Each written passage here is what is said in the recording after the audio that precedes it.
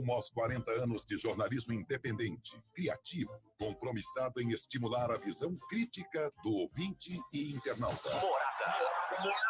Jornal da Morada, gerado com seriedade, sensível aos anseios da população. Rumo aos 40 anos de liderança e credibilidade.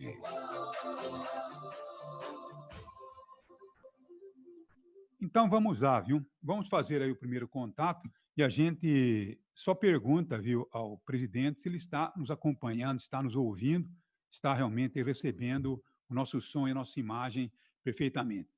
Presidente, está nos ouvindo bem? Bom dia para o senhor. Bom dia, Madalena. Estou ouvindo bem. Estou ouvindo perfeitamente bem. Está me ouvindo, né? Então quer dizer que está nos acompanhando, está nos ouvindo. Eu apenas não estou acompanhando, viu, Luiz Antônio, viu, pessoal, aí com a delay, viu, Madalena? Porque você está vendo aí o que está no ar pelo Facebook, tem sempre um delay, mas o presidente nos ouve e nos assiste. Tá certo. Em primeiro lugar, eu quero, viu, agradecer aí o Lula pelo nosso convite, né, e por se submeter a esse mesão, sem, logicamente, exigir que fosse feita uma pauta antecipada. Quer dizer, assunto livre para a gente poder conversar sobre aquilo que é importante, tá certo? E para a gente não perder muito tempo, eu já vou começar o programa, certamente ouvindo do presidente aquilo que nós gostaríamos de saber. Agora, viu, Lula, antes de abordarmos o momento que o país vive, eu gostaria de ouvir de você, Lula, uma explicação, viu, presidente, mas sem rodeios. Eu digo isso porque há pouco tempo eu vi o senhor comentar sobre uma fantástica trilogia do Lira Neto, sobre a trajetória de Getúlio Vargas. Trajetória esta que acabou terminando com um tiro no coração, quando Getúlio descobriu que debaixo de seus pés havia um verdadeiro mar de lama. Então, Lula, eu começo a entrevista perguntando: onde você errou? Será que você errou? Ou você acha que não havia debaixo de seus pés o mar de lama? Mensalão, Petrolão, não passaria de um plano conspiratório, de um complô para destruí-lo. Antes de irmos a assuntos do momento tal, eu gostaria de ouvir isso de você. Existia ou não existia esse mar de lama debaixo de seus pés, como na história do Getúlio? Bom dia, Lula. Bom dia, Madalena. Bom dia, Fernando, e bom dia, povo de Araraquara. Eu queria responder, primeiro, dizendo uma coisa: a minha solidariedade, expressar toda a minha solidariedade ao povo de Araraquara, ao povo que está hoje contaminado com o coronavírus, aos parentes das pessoas que foram vítimas disso, ao nosso querido prefeito Etinho, à nossa Marcelia, a Tainara, a nossa vereadora, o Hélio Lopes, o Paulo Landim e ao famoso companheiro Toninho do Mel. E dizer para você que havia, e nós fizemos todos os mecanismos legais que foram possíveis fazer para apurar a corrupção. A corrupção no Brasil ela é endêmica. A corrupção no Brasil, se você ler a história do Brasil, você vai perceber que ela é antiga, muito antiga.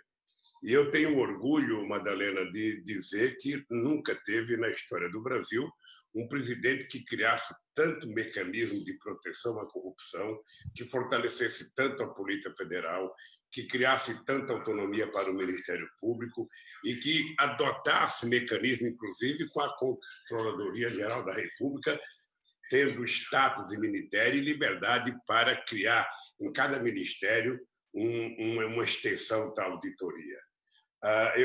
Aí você pode pegar com o Tribunal de Contas da União. Nós tivemos todas as nossas contas aprovadas durante todo o mandato meu e da Dilma, numa demonstração de que o governo cuidava de gerenciar com muita responsabilidade. Agora, num país de 210 milhões de habitantes, com 8 milhões e meio de quilômetros quadrados, numa empresa como a Petrobras, que tinha mais de 300 mil funcionários diretos e indiretos, que tinha funcionários de 30 anos de carreira, e quem cometeu o crime, se é que cometeram o crime, foram pessoas com mais de 30 anos de carreira da Petrobras, pessoas que estavam na Petrobras muito antes de eu ser presidente da República. E eu nunca disse que não teve corrupção.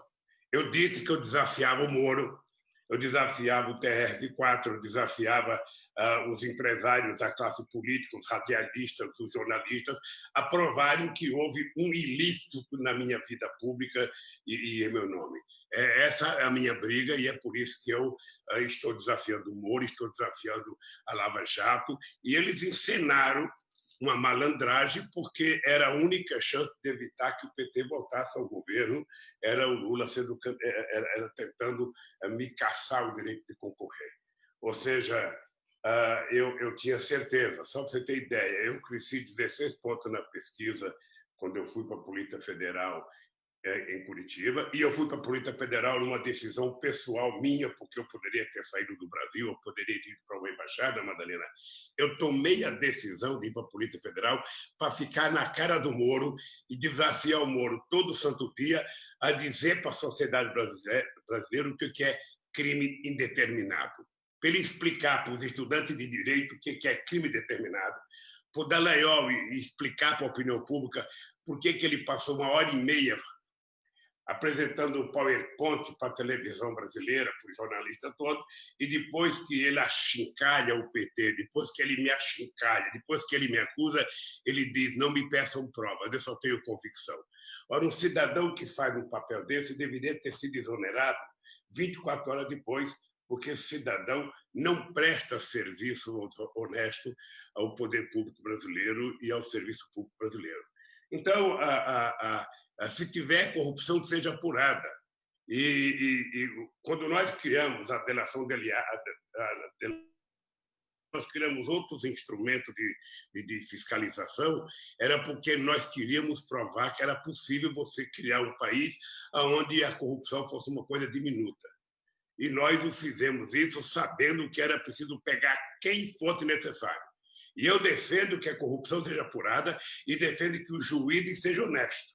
Ou seja, quem roubou, depois de julgado, depois de apurado, depois de investigado, foi provado que esse cara roubou, esse cara vai para a cadeia. Foi provado que ele não teve nada, que a justiça o absolva e que peça desculpa pelos danos cometidos às pessoas. É simplesmente isso que eu defendo e é simplesmente isso que eu continuo defendendo.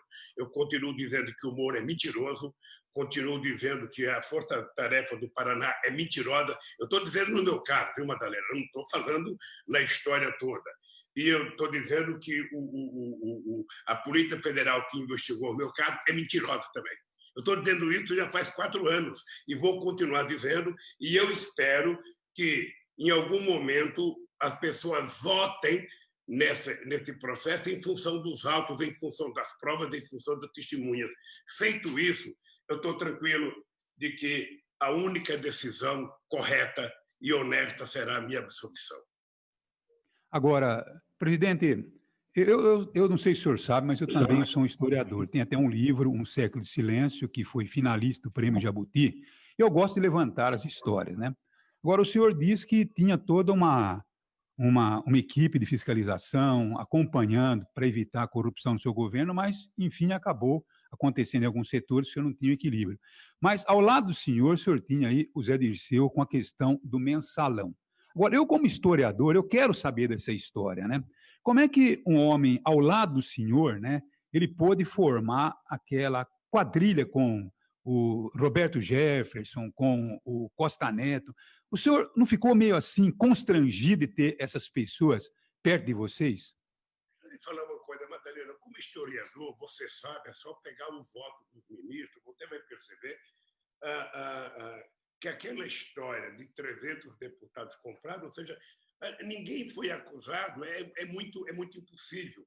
A acusação se deu simplesmente porque se cunhou uma coisa chamada teoria do domínio do fato. Ora, quando você cria uma coisa chamada teoria do domínio do fato, é porque você não precisa de prova. Você já sabe quem que você tem que condenar.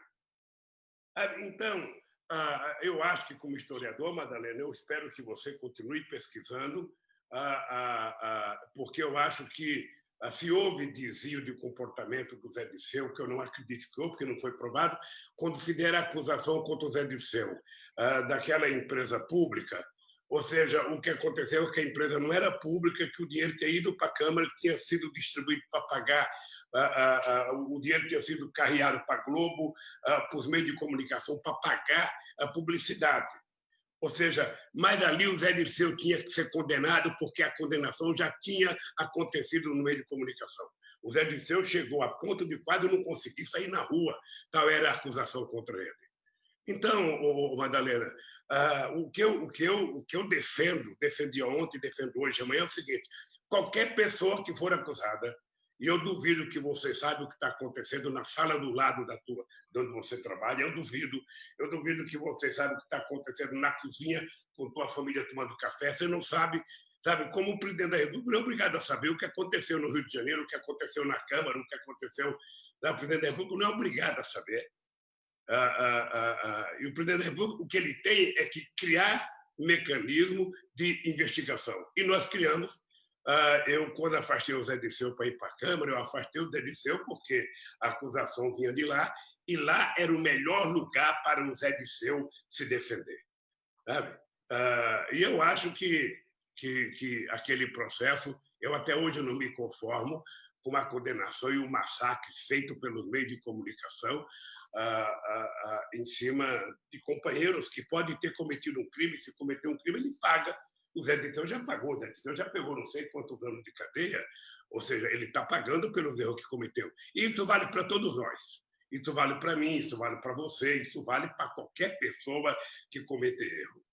Mas eu acho que, no caso do Mensalão, se criou uma narrativa para tentar destruir não apenas o Zé Dirceu, não apenas o presidente da República, mas para tentar destruir o PT, que é uma guerra que continua até hoje. Ou seja, eu fui o criador do PT e eu sei o quanto esse PT é bombardeado todo dia, 24 horas por dia. Antigamente as pessoas não queriam que o PT tivesse candidatura em 89, depois não queriam que tivesse em 84, depois chamavam o PT de divisionista, depois dizia que o PT não existia, depois dizia que o PT não estava preparado, depois dizia que o PT não estava... Sabe? E eles encontraram uma forma que é a forma que tenta destruir todos os adversários políticos.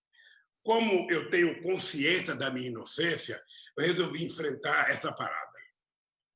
Você sabe, Madalena, com a experiência que você tem, que todo político, quando é atacado de corrupção, ele fala é preciso submergir.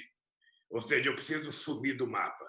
E eu resolvi colocar a cara para provar que quem é chefe de quadrilha é o Dallagnol, que quem foi bandido nesse processo meu foi o Moro. Então, eu estou aqui à disposição para discutir tantos quantos assuntos seja necessário e continuo afirmando: só existe uma possibilidade de um administrador público não ter envolvimento com a justiça: é ele não agir errado. Sabe? E quando ele agir errado, ele ter coragem de enfrentar para provar, porque hoje também nós temos situações no Brasil, Madalena, que muitas vezes o Ministério Público acusa, as pessoas passam 3 ou 4 anos passando privações, sendo acusadas, depois as pessoas são inocentadas e ninguém pede desculpa. Fica o dito pelo não dito. E é exatamente contra isso que eu me opunha. Eu ia na posse do Ministério Público e eu dizia para o Ministério Público: olha, vocês são tão importantes para o Brasil, vocês são uma instituição tão importante que vocês têm que ter mais responsabilidade que os outros. Não acusem publicamente antes de você ter prova. Quando você tiver prova que foi julgado, também aí diga publicamente, vá para a imprensa.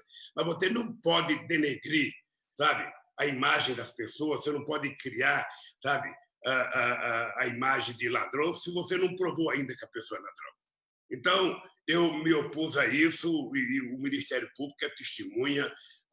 O AGE, que foi meu último controlador-geral da República, que era juiz de carreira, é prova disso. O diretor-geral da Polícia Federal já deu prova disso. Ou seja, acho que pouca gente nesse mundo agiu com o respeito e com a seriedade que eu agi. Aliás, o Moro, esses dias, para se defender, elogiou, sabe, o comportamento do PT na relação com a Polícia Federal. E eu tenho orgulho. E todos que estão trabalhando no setor público, que tem 20, 30, 40 anos de carreira, essa gente não está escrito na testa que eles são ladrão. Ou seja, você só pega se o cara cometer crime. E se cometeu crime, a pessoa tem que pagar pelo erro que cometeu. Agora, presidente, vocês políticos que estão lá no executivo, no poder, não tem como vocês se livrarem desse tal de centrão que todos os analistas, né, da grande imprensa, os estudiosos, dizem que isso é um câncer, isso é uma doença maligna. O senhor teve que se aproximar do Centrão, a Dilma teve que se aproximar do Centrão, e agora o presidente Bolsonaro também tem que se aproximar do Centrão. Vocês não têm competência para botar esse Centrão distante da política brasileira, enterrar esse pessoal? O senhor teve 82% de aprovação da população. O Bolsonaro teve agora 57 milhões de votos e, de repente, o Centrão é que manda. Será que vocês não têm competência para acabar com esse Centrão? Porque, pelo que a gente vê por analista aí, ali não tem um que não seja bandido. O senhor está dizendo que tem que ser prova para bandido. Mas eu vejo Jefferson como bandido, aquele Costa Neto como bandido e tantos outros como bandido. Vocês não têm competência para acabar com esse Centrão? Madalena, é isso que você está dizendo, que eles são ladrão. Eu não tenho prova que eles são ladrão. Eu tenho prova que eles foram eleitos para ser deputados federais e eleitos para ser senador. E é com isso que nós convivemos. Ou seja, eu tive 62% do voto em 2006, em 2002, e nós elegemos 91 deputados, de 513. E elegemos 12 senadores de 81. Então, não existe milagre em política.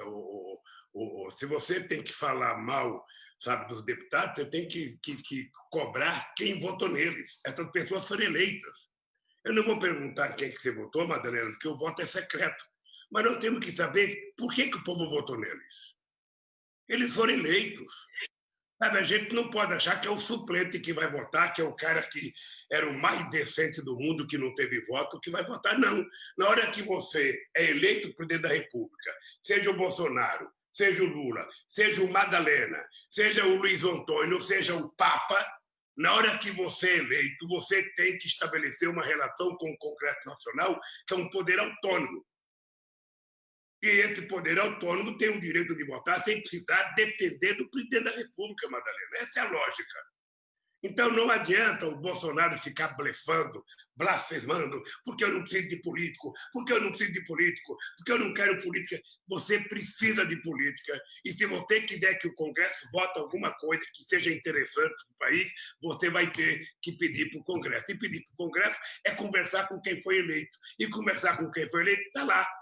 30 e poucos partidos políticos, com 503 deputados, que vão decidir o que vão votar. O que não é possível, Madalena, é jornalistas importantes como você criminalizar a política. Essas pessoas que estão lá foram resultado de voto de pessoas como você, Madalena. Foram eleitos, estão lá. Sabe, depois que ele recebe o mandato, no dia seguinte o povo falar não presta, mas foram eleitos. Tem milhares de bons que ficaram de suplente. Tem milhares de bons que sequer tiveram voto. Agora, foi eleito pessoas que ninguém nem conhecia, com 2 milhões de votos aqui em São Paulo. Eu não sei se por fake news ou coisa parecida. Essa é a realidade da política. E o Bolsonaro, ele, se quiser aprovar algumas coisas, ele tem que conversar com o Congresso Nacional. Se o Congresso Nacional tem gente que presta ou não presta, é resultado do grau de consciência política do povo brasileiro no dia da votação. Você está lembrado que em 1900 estava em Rondônia, quando eu disse que no Congresso Nacional tinha 392 picaretas. Na verdade, eu falei 300 picaretas. Tá? Eu não sei se tem mais ou se tem menos. O que eu sei é que eles foram eleitos. E se eles forem eleitos, é com eles que o presidente da República tem que conversar. É isso, Madalena. Agora, o senhor, deixa eu deixar também para os meus companheiros, né, a entrevista. Tal, tem o Luiz Antônio, tem o Fernando, né, que estão sedentos também para entrevistá-lo. Agora, só para terminar, presidente, a minha última pergunta, né?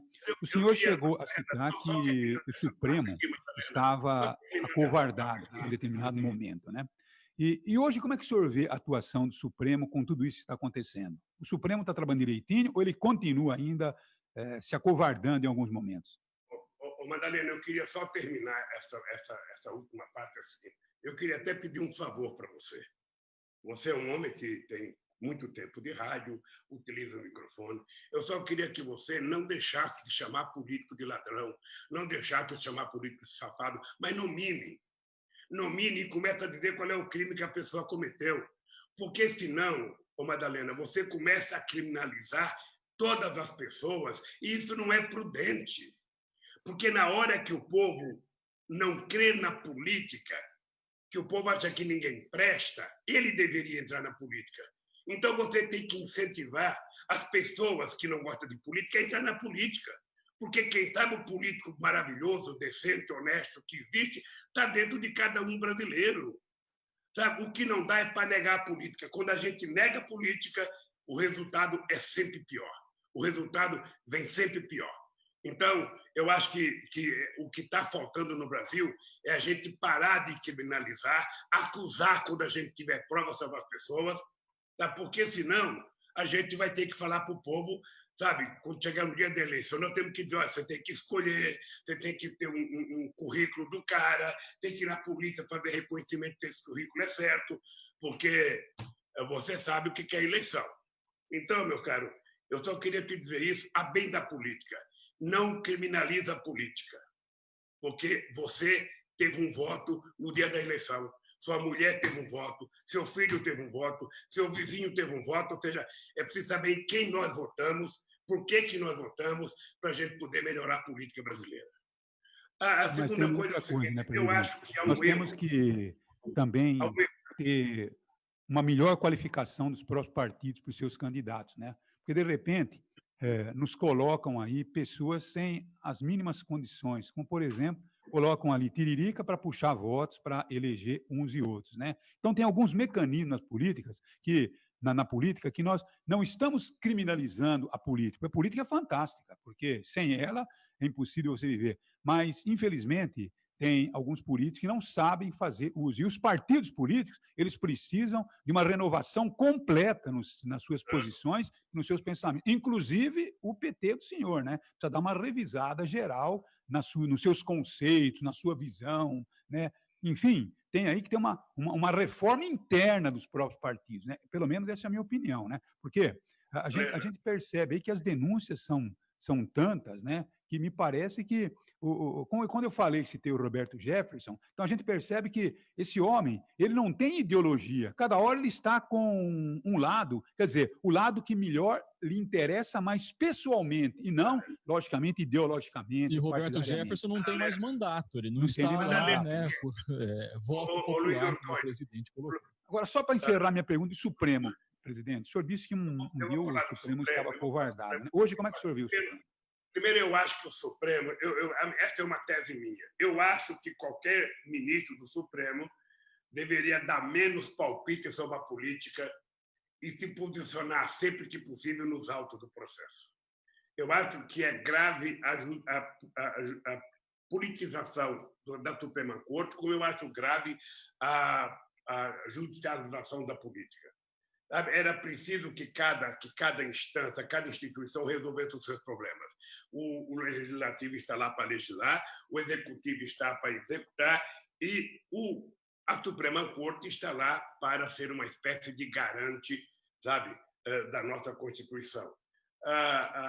Quando cada um começa a se meter no lugar do outro, ou seja, começa a dar confusão. Eu, sinceramente, acho que é grave a judicialização, sabe, da política, como é grave a politização do judiciário. Eu acho muito grave, eu acho que é importante cada um cuidar daquilo pela qual foi criado. A última coisa que eu queria falar, voltar ainda à questão da política. Eu só queria dizer para vocês o seguinte, o problema não é o povo eleger um tiririca, o problema é o seguinte, é que tem muita gente que parece melhor do que o tiririca e é tiririca. Tem muita gente de terno e gravata, tem muita gente que é chamada de autoridade na cidade, tem muita gente que é chamada de excelência, e é pior que o tiririca, porque não tem nenhum compromisso com o povo brasileiro. Esse é o problema. O problema da política é que nós precisamos, no dia da eleição, saber que a gente está votando o nosso destino para os próximos 4 anos. E eu tenho muito orgulho, Madalena. Se tem uma pessoa que tem orgulho do que fez nesse país, fui eu. Um presidente que não tinha diploma universitário, que passou para a história como o presidente que mais fez universidade, que mais fez escola técnica, que colocou, sabe, no seu tempo de governo, mais alunos da universidade que todos os outros presidentes da República, que tiramos 40 milhões de pessoas, 33 milhões de pessoas da miséria, colocamos 40 milhões na classe média, sabe? Geramos 20 milhões de empregos quando o mundo desempregou 100 milhões de empregos. Então, eu tenho e poderia até te dizer uma coisa para o Luiz Antônio e para o nosso companheiro Fernando Ferreira, o seguinte: eu vou falar sem conhecimento de causa. Eu duvido que vocês encontrem na história de Araraquara um presidente da República que colocou em Araraquara a quantidade de recursos que eu coloquei no meu mandato. Eu estou aqui em São Bernardo do Campo, não estou em Araraquara, não tem arquivo de Araraquara, mas vocês têm acesso. Eu duvido que tenha um presidente que tenha colocado mais recursos em Araraquara do que os governos do PT, com Lula e Dilma na presidência. Pode perguntar para os prefeitos do PT, do PMDB, qualquer prefeito que você quiser perguntar, você vai perceber que foi o momento em que Araraquara recebeu mais recursos federal, foi no nosso governo. Porque a gente tinha uma consciência de que não é possível governar sem os prefeitos, e que os prefeitos têm o direito de ter as suas obras públicas para eles poder fazer a execução, porque é lá que acontecem as coisas. É como a coronavírus. É como a coronavírus.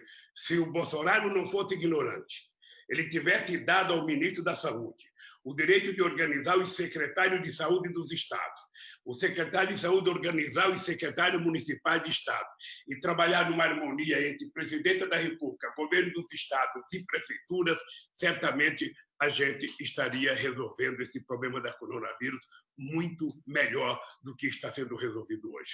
Você tem um presidente que não acredita na doença, mesmo já tendo 38 mil mortos, você tem um Ministério da Saúde, não sei se vocês assistiram ontem, o ministro da Saúde, ele está achando que no Nordeste é frio.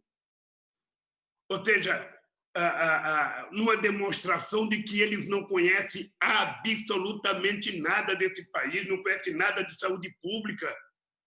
Ou seja, com tantos especialistas que o Brasil tem, com tantos médicos, com tantos pneumologistas, com tantas pessoas, sabe, que são dedicadas para estudar essa doença. Ele não tem ninguém. Não quer ninguém. Ele não quer palpite, ele quer continuar errando, ele quer continuar cometendo o erro. Então, é isso que acontece no Brasil. Luiz Antônio. Presidente, é Luiz Antônio quem está falando. A jornalista Eliane Brum, ela acompanhou de perto, lá no Rio Xingu, na Floresta Amazônica, a situação de Belo Monte, desde o seu projeto, da sua implementação, e ela classifica Belo Monte como a materialização de uma perversão, como um projeto autoritário pode ser imposto na democracia a partir de uma coalizão de interesses e de omissões interessadas, ou como o crime pode acontecer dentro da lei. Eu vou usar essa classificação não para discutir Belo Monte com o senhor, porque foge um pouco da nossa realidade, do objetivo dessa entrevista. Mas eu quero usar essa definição e pergunto ao senhor, ela não serve também para classificar a relação que se estabeleceu entre o Estado brasileiro, inclusive no seu governo, com as grandes empresas, mais especificamente como as grandes construtoras, que, por sua capacidade técnica, detinham as grandes obras do Brasil, recebendo milhões dos cofres públicos e financiava campanhas milionárias dos partidos políticos brasileiros, inclusive do seu, das campanhas milionárias de 2006, 2010, 2014, e que depois, né, todo o esquema foi revelado pela Lava Jato. Isso não é um exemplo de uma coalizão de interesses, de omissões interessadas, de crime acontecendo dentro da lei, presidente? Ô, Luiz Antônio, eu não entendi o nome da pessoa que você falou, porque a tua voz não apareceu aqui no começo da tua pergunta. Eu me referi, presidente, então eu repito, a Eliane Brum, a jornalista, o senhor conhece com certeza, Eliane Brum, e ela dava essa classificação na relação com Belo Monte. Mas eu não quero discutir Belo Monte, eu quero usar essa classificação de omissão de interesses, de crime dentro da lei, para analisar essa relação entre as construtoras, o Estado e os partidos políticos que perdurou durante muitos anos, inclusive no seu governo, e do qual não houve nenhum empenho para mudança na lei. Se você usa Belo Monte, nós temos que falar de Belo Monte, Luiz Antônio, porque você parte do pressuposto que ela está correta, e eu não concordo com a tese dela. Ou seja, você tem uma série de pessoas no Brasil que ideologicamente é contra, e foi contra a construção de Belo Monte. E nós, no governo, entendemos que era necessário construir Belo Monte, porque esse país vinha crescendo a 5% ao ano, e esse país precisava de energia. E nós precisamos de Belo Monte. No futuro, nós vamos ser criticados por ter feito Belo Monte uma hidrelétrica fio d'água, ou seja, que não tem lago. E o lago não foi feito para a gente não mexer com o ecossistema da região. Então, a maior cheia que vai ficar naquela represa é a cheia da natureza. Tá? Nós vamos ser criticados porque a gente não vai conseguir produzir lá toda a energia que era possível construir. Eu tenho consciência, sabe, da quantidade de debates que foram feitos para construir Itaipu. Você poderia perguntar, além dela, Luiz Antônio, você poderia perguntar, por exemplo, para o MAB. Você poderia perguntar para as comunidades locais. Você poderia perguntar para o Ministério Público. Houve mais de 10 reuniões com a comunidade para construir Belo Monte. Foi feito um consórcio, esse consórcio não entrou nenhuma empresa grande que não queria entrar. Depois, quando a obra foi construída, aí já era em 2011, eu não sei como é que elas entraram, qual foi a parceria que elas entraram. Mas é assim, você tem uma lei de licitação nesse país, que ela existe até hoje, ela não foi mudada. Você não vê o Ministério Público fazer nenhuma crítica à lei. Ela foi feita. Agora, ideologicamente, eu fiz reunião com o bispo, com o padre, com o pastor, com o índio, com o seringueiro, com o dirigente sindical rural. Foram muitas e muitas reuniões. Pelo que eu tenho de notícia, só eu participei de 10 reuniões. Fora a ministra, que deve ter participado de umas 30, a Dilma, não sei de quantas, participou. Mas essa empresa, essa hidrelétrica para ser construída, ela participou de muitos debates e tinha conflito, tinha pessoas que ideologicamente não queriam Itaipu. E nós queríamos Itaipu. E somente o futuro é que vai mostrar que estava certo. Até agora não tem a corrupção dita que houve lá. Até agora ninguém foi preso por Belo Monte. Até agora não mostraram nada de corrupção, a não ser as denúncias vazias que muitas vezes costumam ser feitas para a imprensa fazer propaganda. Sobretudo se envolver alguém do PT. O senhor tem razão em se explicar porque houve a situação de Belo Monte, mas eu gostaria de levar essa classificação dela às relações todas as outras dentro da Petrobras, por exemplo, né, entre empresas, governo e partidos, ou seja, obras milionárias que por capacidade técnica essas empresas conquistavam, né, muitas vezes até como infelizmente a lógica no poder público, né, o preço é sempre maior do que uma construção da iniciativa privada, financiando o partido. O PT recebeu milhões dessas construtoras. O senhor não sentiu um cheirinho de uma combinação explosiva nisso tudo? E culminou com a Lava Jato? Deixa eu lhe dizer uma coisa. O PT não recebeu. Todos os partidos políticos, todos, sabe, se financiavam pedindo dinheiro para empresas na história do Brasil. Foi o PT que propôs acabar com o dinheiro privado para que a gente passasse a ter o dinheiro público, que eu acho a forma mais honesta de você fazer uma campanha. Foi o PT que propôs acabar com o dinheiro privado em campanha política. Todos os partidos e todos os governos pediam dinheiro. Qualquer candidato a deputado, qualquer candidato a qualquer coisa nesse país pedia dinheiro para quem tem. E, lamentavelmente, o nosso partido também. E é por isso que nós propusemos acabar com isso. Agora, esse país tem uma lei de licitação, Luiz Antônio. Essa lei de licitação ela é feita e sempre ganha a proposta de menor preço. Sempre ganha a proposta de menor preço. Seria importante que você acompanhasse uma proposta, uma licitação de qualquer coisa feita em Araraquara para você ver como é que é o processo, Luiz Antônio. Se depois que uma empresa ganhar, ela estabelecer uma relação de favor com outra, sabe muito bem o prefeito não tem controle. Agora, deixa eu lhe falar uma coisa. Uma coisa é você saber que tem. Você sabe que já houve CPI de empreiteira nesse país. Você sabe que a Petrobras é uma empresa que ela não tem licitação. É uma decisão da Suprema Corte. A Petrobras não tem licitação. A Petrobras ela estabelece um preço mínimo e, a partir desse preço mínimo, as empresas apresentam as propostas e, tecnicamente, a Petrobras estuda esse negócio. Ou seja, então, aqueles companheiros que foram acusados de corrupção na Petrobras, o mais jovem lá tinha 30 anos de Petrobras. Tinha 30 anos.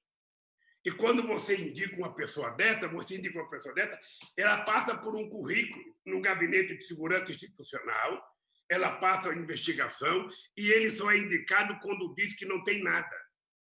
Agora, meu caro, ninguém está carimbado na testa que é ladrão. Ninguém. Você está arriscado a contratar um companheiro para trabalhar com você e um mês depois você descobrir que esse companheiro é ladrão. E eu não posso dizer que você é culpado. Eu tenho que dizer que você teve um azar desgraçado de pegar alguém que depois cometeu um crime. É isso. Mas eu posso te dizer o seguinte, a corrupção ela é denunciada sempre, e ainda continua sendo denunciada. Agora mesmo nós vimos corrupção até na questão dos R$600, a quantidade de gente que foi cadastrada sem ter direito. Bom, presidente, mas o que é importante é que o governo esteja preparado para enfrentar... Presidente, desde o início do ano, o PT, na sua direção nacional, tem promovido uma série de reuniões. Nessas reuniões, muitos assuntos sobre a situação brasileira, o momento que o país atravessa, têm sido discutidos. E no núcleo dessa reunião, a gente percebe que há muita discussão. A gente sabe que essas discussões muitas vezes são acaloradas. Um ex-ministro do PT, que está no partido desde a sua fundação, ele disse reservadamente, após ter participado de vários desses, a prisão não lhe fez nada bem e que o senhor perdeu totalmente a capacidade de se antecipar a acontecimentos e também a observação com clareza desse momento político que o Brasil atravessa. A palavra que ele usa é uma palavra até pesada, ele chama o senhor de biruta. O senhor acredita que essa situação é isolada ou o núcleo do partido tem esse tipo de visão e isso tem atrapalhado bastante o próprio PT na sua mais fase básica aí? Deixa eu lhe falar uma coisa, Luiz Fernando. Você está se referindo a um gagá chamado Noblar.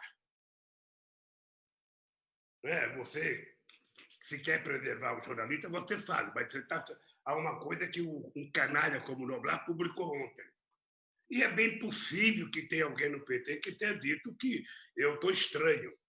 Tem gente que queria que eu aceitasse um acordo na cadeia e que eu aceitasse sair, sabe, para vir para casa com tornozeleira.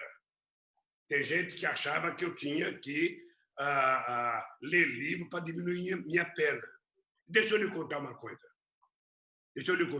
Caráter e dignidade, a gente não compra em shopping em Araraquara, nem no aeroporto, nem compra em free shop. Isso a gente tem e a gente adquire com o tempo de convivência. Eu tenho consciência da minha honestidade e não tenho da do Moro. Eu tenho consciência da minha lisura e não tenho da do Delanhol.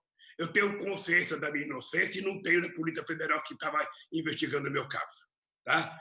Então, é o seguinte, tem gente que acha que eu ia sair da cadeia uma freira, eu ia sentar com o Moro, beijar a mão dele, eu ia procurar os meus agotes e ficar pedindo, eu ia procurar o Fernando Henrique Cardoso, eu ia procurar... Sabe? É o seguinte, meu caro, tem uma coisa que eu não perdi, que é a minha vergonha. Tem uma coisa que eu não perdi, que é o meu caráter.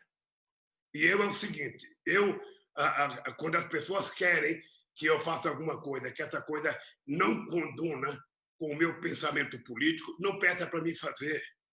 Não peça para me fazer. Eu estou fazendo aquilo que eu acho que deve ser feito. O PT tem que ser oposição a Bolsonaro, o PT tem que pedir o impeachment do Bolsonaro, porque a Dilma foi caçada sem crime de responsabilidade, foi uma mentira de responsabilidade, e a gente tem o Bolsonaro cometendo todo dia crime de responsabilidade, ofendendo instituições, e as pessoas acham, vocês estão muito radical, vocês estão muito bravos, vocês estão, sabe, vocês não querem fazer aliança, vocês não querem conversar com isso. Olha, eu converso com todo o santo mundo, essa é a minha história política. Eu não sou um político de hoje, eu tenho uma biografia. Se tem um político que tem biografia nesse país, sou eu. Eu não vou virar lambibotas de ninguém porque eu fui preso, não. Eu quero é provar a minha inocência. Eu estou, inclusive, desafiando o Moro para um debate, quem sabe, na faculdade de Araraquara. E o Fernando Henrique Cardoso estão colocando o PT fora dessa discussão. Qual que é a visão do senhor nesse encontro entre os três? Qual que é a visão do senhor dentro desse quadro? De que visão entre os três?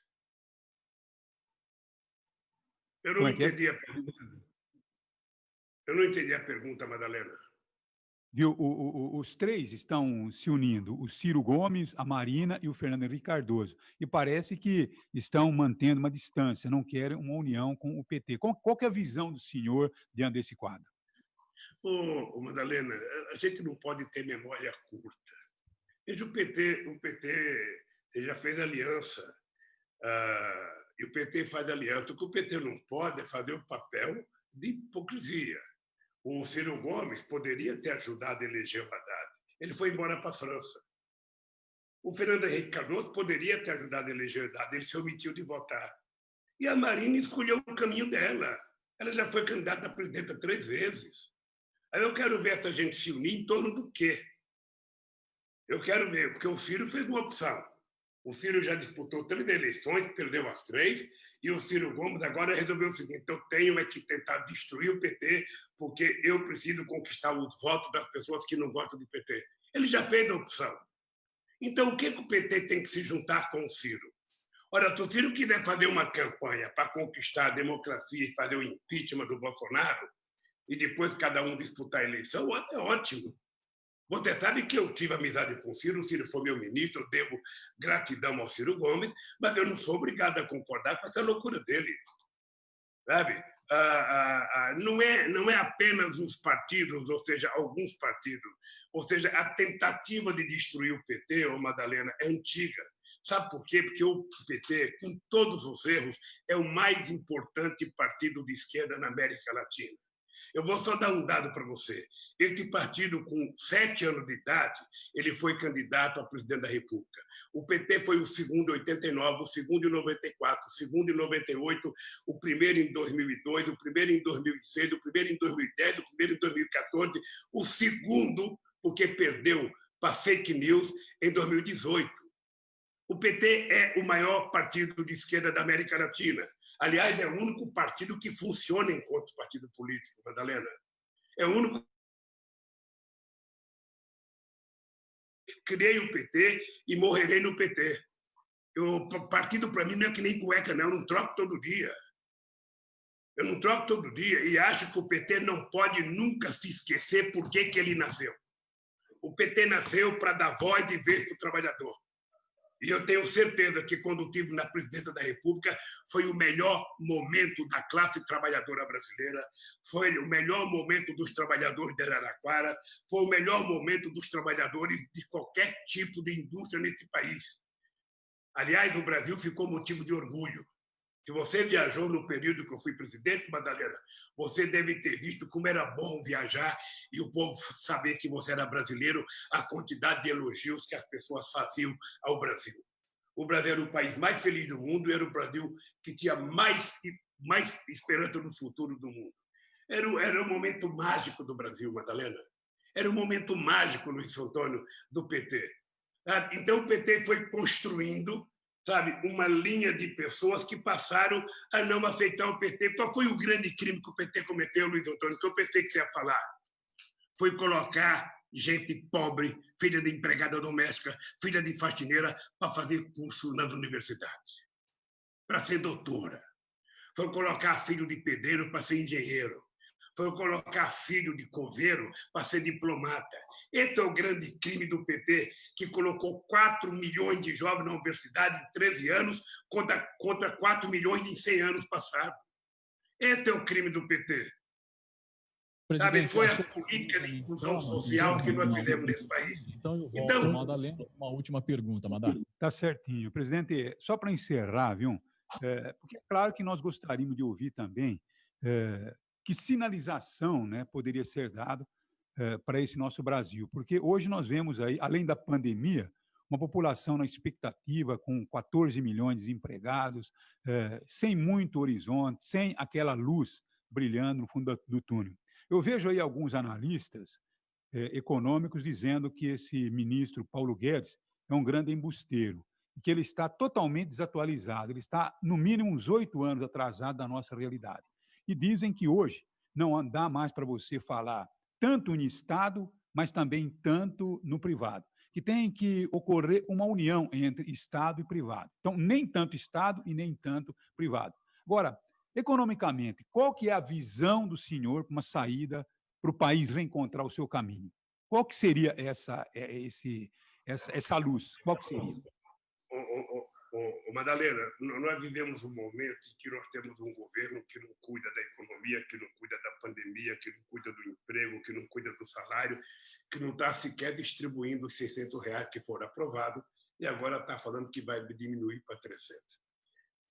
Não existe possibilidade de nenhum país do mundo crescer se você aumenta o empobrecimento do país. Não há. Você tem que ter credibilidade enquanto governo e você tem que ter previsibilidade nas políticas que você tenta implantar no país. O Bolsonaro não tem nenhuma das duas e o Guedes não tem nenhuma das duas. A única coisa que o Guedes quer é vender as empresas públicas para adquirir dinheiro, para pagar juros, sabe, ao sistema financeiro. E assim o Brasil não vai. O Brasil, na minha opinião pessoal, o Brasil poderia já ter rodado dinheiro novo, feito como vários países da Europa já fizeram, como os Estados Unidos fez, sabe? Alargar a sua base monetária e ter um dinheiro para fazer investimento em infraestrutura, porque se o Estado não fizer investimento, não é a iniciativa privada que vai fazer investimento. A iniciativa privada só vai fazer investimento se tiver demanda. Se não tiver demanda, não tem investimento. Porque ninguém vai produzir para fazer estoque, as pessoas vão produzir para vender, e para vender o povo tem que ter dinheiro para comprar ou tem que ter crédito. Eu dizia, quando eu era presidente, que o pobre não é problema, o pobre é solução. Se você der R$10 para um pobre, aquele R$10 ele vai para o mercado, porque ele vai comprar coisa para comer. Deu R$1 milhão para o rico, vai virar uma conta bancária, para ele ficar, sabe, vivendo de dividendos. Então, se quiser consertar o Brasil, tem que fazer investimento. E se a iniciativa privada não quer fazer investimento, é o governo que tem que fazer. É o governo que tem que fazer. Não tem nenhum problema você aumentar uma dívida que você tem se você está construindo um ativo produtivo. Você está construindo um patrimônio rentável para o país. Se você estiver fazendo uma ferrovia, se estiver fazendo uma estrada, se estiver fazendo uma hidrelétrica, se estiver fazendo uma ponte que vai significar melhoria na qualidade produtiva do país, melhoria na qualidade de transporte do país, essa coisa é autorrentável, essa coisa pode sobreviver e dar rendimento para o país. É assim que deve proceder a cabeça de um presidente da República. É ele que tem que tomar iniciativa, você acredita nele, faça investimento.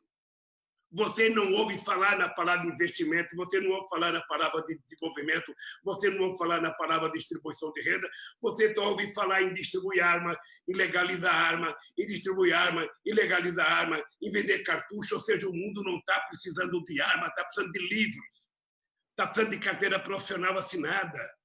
É isso que tem que ser feito nesse país.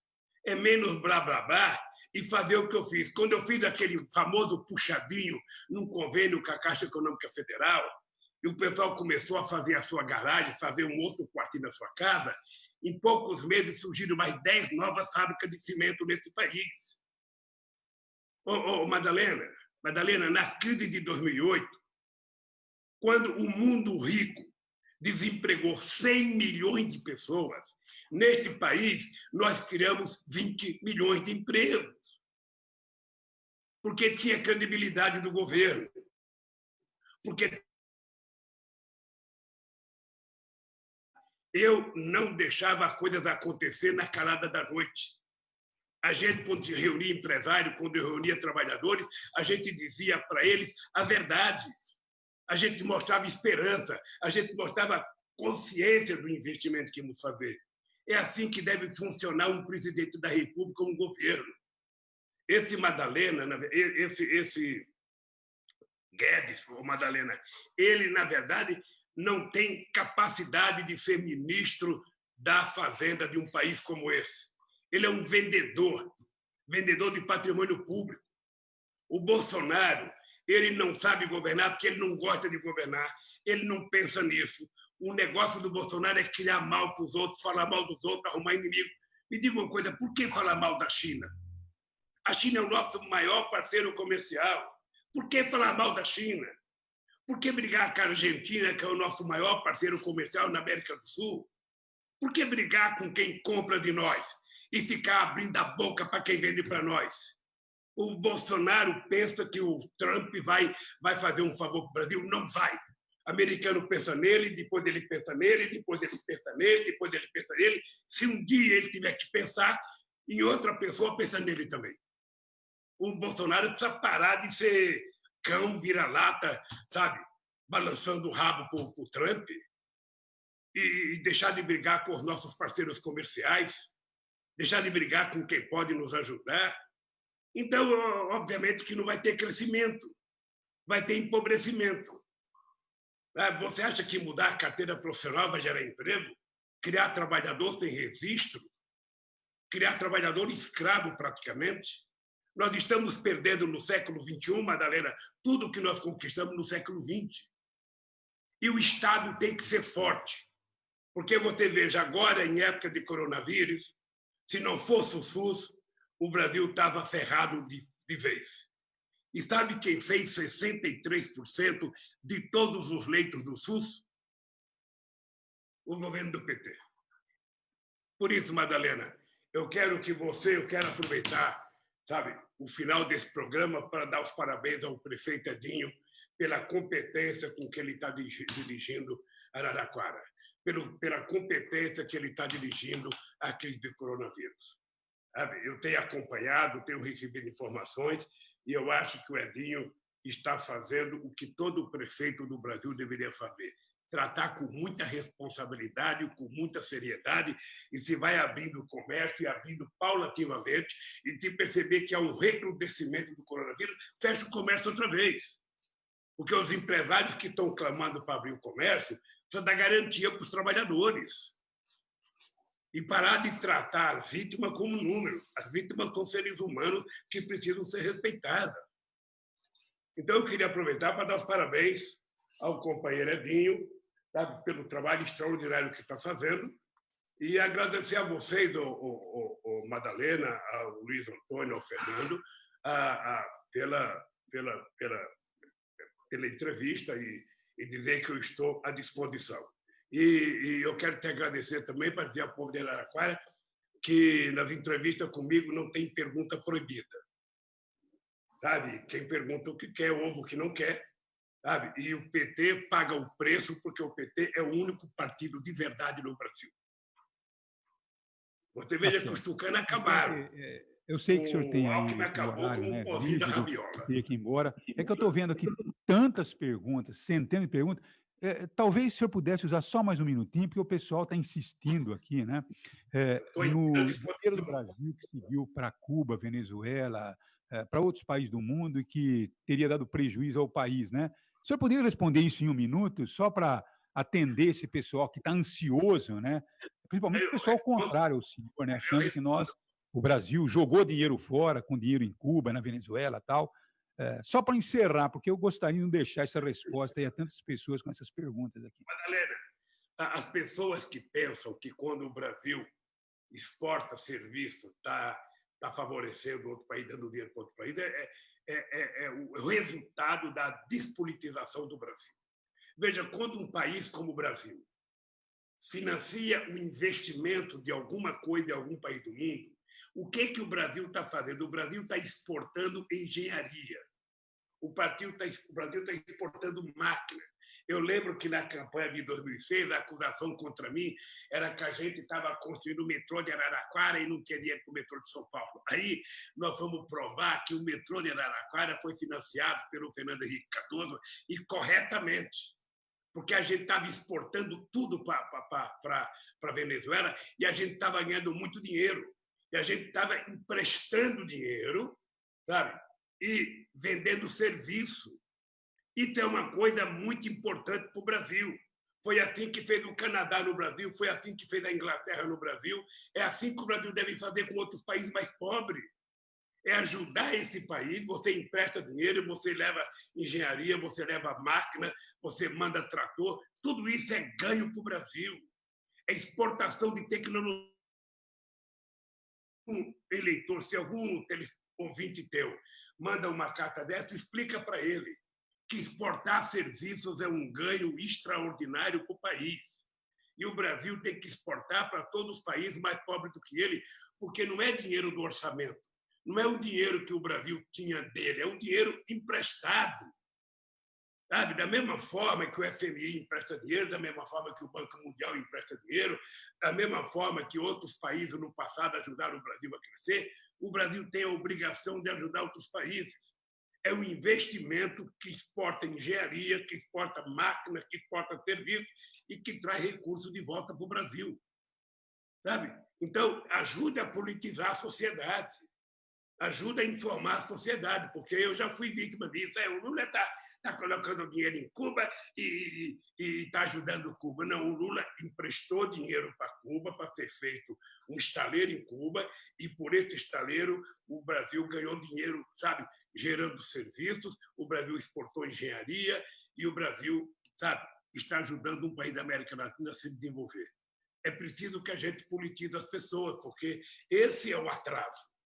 Sabe quem é que disse que eu estava exportando metrô de graça para a Venezuela na campanha de 2006? O governador de São Paulo. Uma pessoa que deveria ter a responsabilidade de não mentir. Mentiu, aí eu fui obrigado a mostrar que quem começou a exportar serviços para fazer o metrô foi o Fernando Henrique Cardoso, e corretamente. Sabe? Se o Bolsonaro amanhã quiser emprestar dinheiro para fazer um hospital em Moçambique, ele está agindo corretamente, ele está emprestando dinheiro, vai receber esse dinheiro de volta e vai permitir ajudar um país mais pobre do que o Brasil. Afinal de contas, o Brasil tem uma dívida histórica, com 350 anos de escravidão nesse país, é importante que a gente pague. E eu sei o quanto o interior de São Paulo, sabe, recebe pressão conservadora contra o PT. Mas é importante lembrar o seguinte: o PT, eu digo sempre o seguinte: o PT só tem que mostrar para que ele nasceu. O PT nasceu para que a classe trabalhadora brasileira, para que os oprimidos, para que os de baixo consigam subir no andar de cima.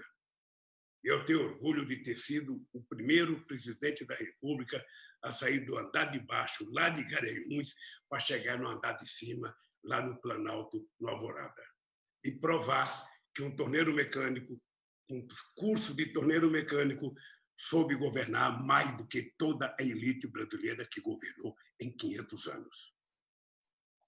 E você sabe o que o Edinho fez em Araraquara nesses 8 anos que ele já governou e vai fazer agora. Teria muito mais aqui, mas é claro que o senhor tem aí...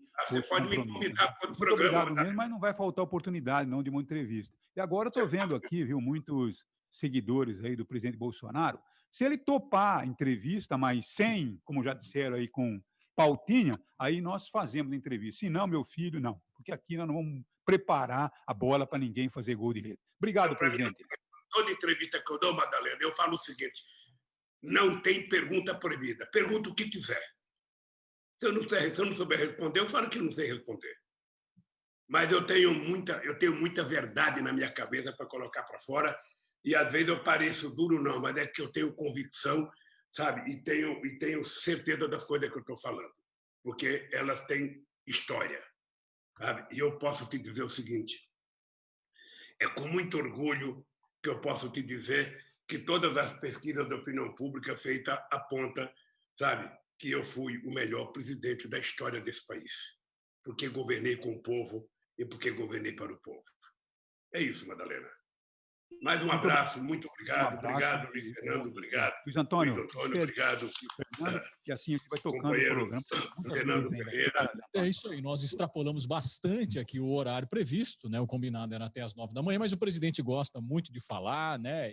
E usa bem o espaço que tem para os esclarecimentos. A gente agradece essa disponibilidade, né, Fernando? Sem dúvida nenhuma, um momento importante para a gente ouvir também aí o ex-presidente, num momento que o Brasil está numa situação bastante complicada. Então a gente agradece aí as palavras do ex-presidente.